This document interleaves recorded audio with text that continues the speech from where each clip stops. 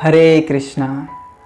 गीता के 9वें अध्याय में भगवान श्री कृष्ण कहते हैं अश्रद्धधानः पुरुषा धर्मस्यास्य परन्तपा अप्राप्यम अनिवर्तन्ते मृत्यु संसार वर्त्मनि।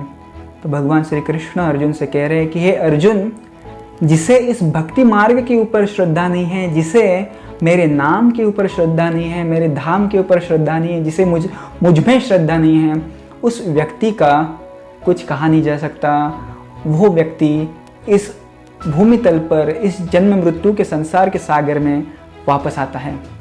तो श्रद्धा बहुत ही महत्वपूर्ण है। इसी बारे में हम एक छोटी सी कथा सुनेंगे।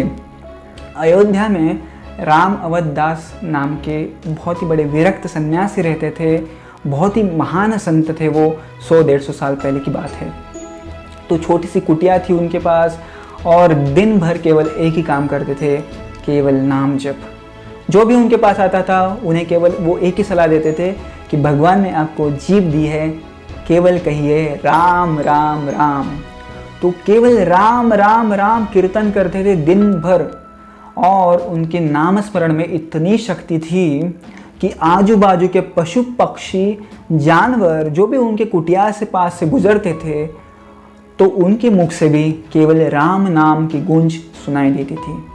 इतना ही नहीं, जब सरयू की लहर जाती थी, सरयू में भी जब तरंग आते थे, उस तरंग से केवल राम नाम की गूंज सुनाई पड़ती थी। इतना पावरफुल वो परिणामकारक वो नाम स्मरण करते थे। इतनी श्रद्धा थी।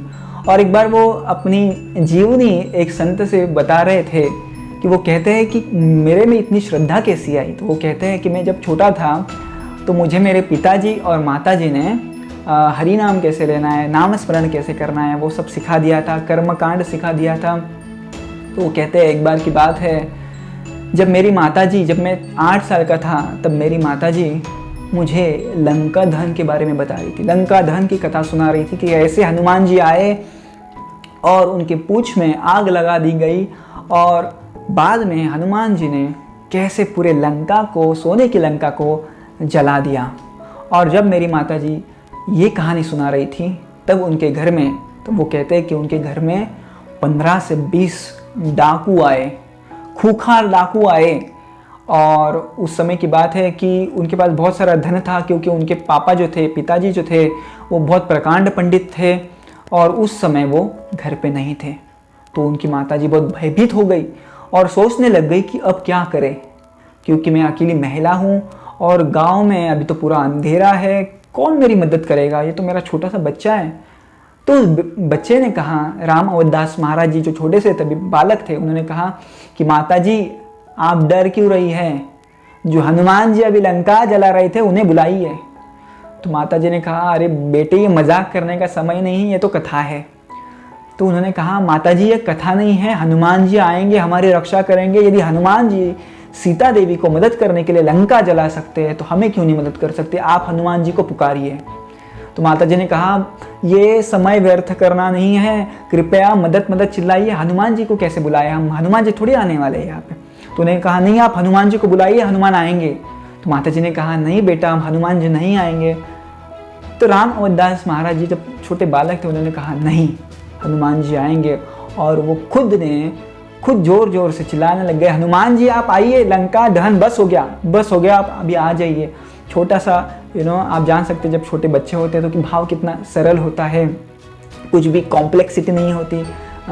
तो सहजता से, सरलता से उन्होंने हनुमान जी को पुकारा और हनुमान जी वहाँ पे प्रकट हुए। एक बड़ा सा विशाल सा वानर वहाँ पे आया, बहुत बड़ा वानर था और उसने कुछ चंद मिनट में उन सारे डाकुओं को मारा, उधर से भगाया। और जो भी शोरगुल बचा था सब गांव वाले जागे हो गए और उन्होंने वो भी काठी लाठी लेके उन जो चोर थे, डाकू थे, उनके पीछे लग गए। तो उसी समय में जो वानर था वो छोटे राम अवधदास महाराज जी के जब छोटे थे वो उनके सर के ऊपर हाथ रख के वो भी गायब हो गया। तब उनकी माताजी ने कहा इतना बड़ा वानर तो मैंने पूरे ज़िंदगी में नहीं देखा। और ये जब बात उनके पिताजी को पता चली तो उन्हें पता चला कि कोई साधारण वानर नहीं था, ये तो स्वयं हनुमान जी थे जिन्होंने हमारा घर पवित्र कर दिया। तो इस प्रकार से उन्होंने बताया कि जब ये घटना घटी तो मुझे पता चल गया कि भगवान हनुमान जी ये सब हम जब उन्हें पुकारते हैं तो हमारे मदद के लिए आते हैं। तो इसलिए कृष्ण कहते हैं अश्रद्धा दाना पुरुषा धर्मस्य परंतपा, श्रद्धा के साथ आप नाम लीजिए।